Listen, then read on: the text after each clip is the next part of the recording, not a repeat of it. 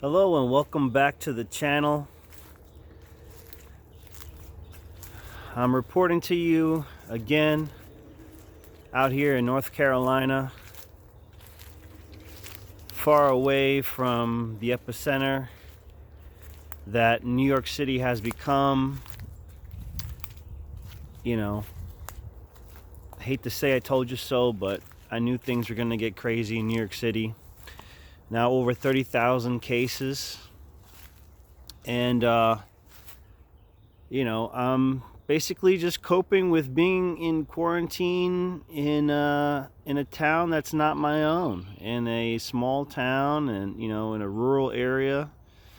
Can't go anywhere really. I mean, you can go get some food, but it's gonna be takeout.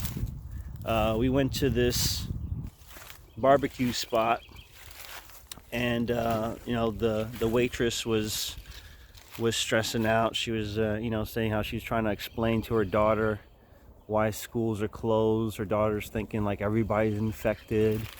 So this is clearly, as you can imagine, traumatizing a lot of kids. This is very abnormal, even for adults who have lived through 9/11 and all those and other things, and if you were around during 9/11, I was in high school at the time. You know how serious that was, and how that just like stole the breath from your chest when you heard about it. But the level of changes to our society that this pandemic is making seems like it's going to be dwarfing the effects of 9/11. And if you remember back after 9/11, they instituted the Homeland Security. They brought in TSA and basically brought in a lot of control measures from that tragedy. There's this saying, don't let a good tragedy go to waste.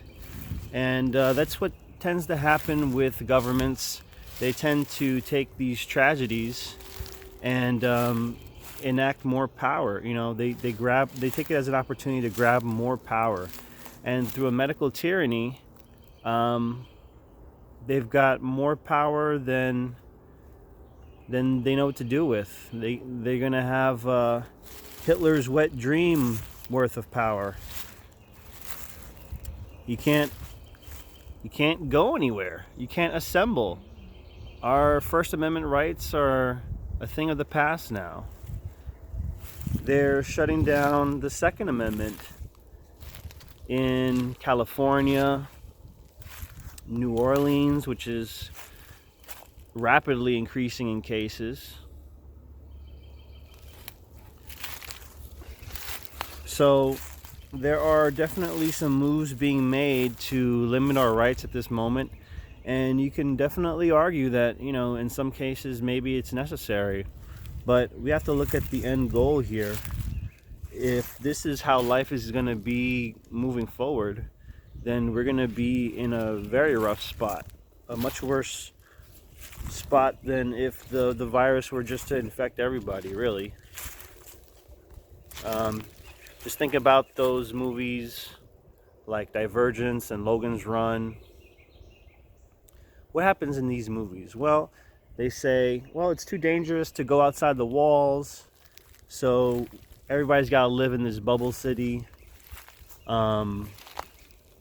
Everybody's got to, stay under this control grid. I believe the same thing happened with Brave New World, right? Everybody was condensed in cities, and we've seen the trend of government taking more and more land, federalizing more and more land. And there's a lot of land out here, guys.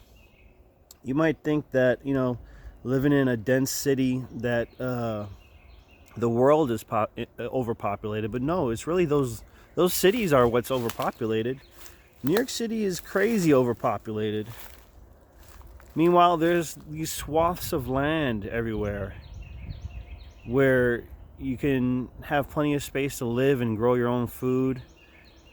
And I really hope that the future isn't that we end up in tightly controlled cities, super cities, that are blocked off from the rest of the world. I hope that the opposite happens. I hope that this means people will be wary of being around so many other people, that people will be wary of being on top of one another like they are in New York City on the subways or in Tokyo, Japan. I really hope that people spread out more and learn not to crowd themselves in cities. And hopefully this will lead to a weaning off of globalism. Hopefully countries learn from this and they learn to manufacture their own things for the most part, that they become more self-sufficient. Because at the moment, they're not really self-sufficient, are they? Not really.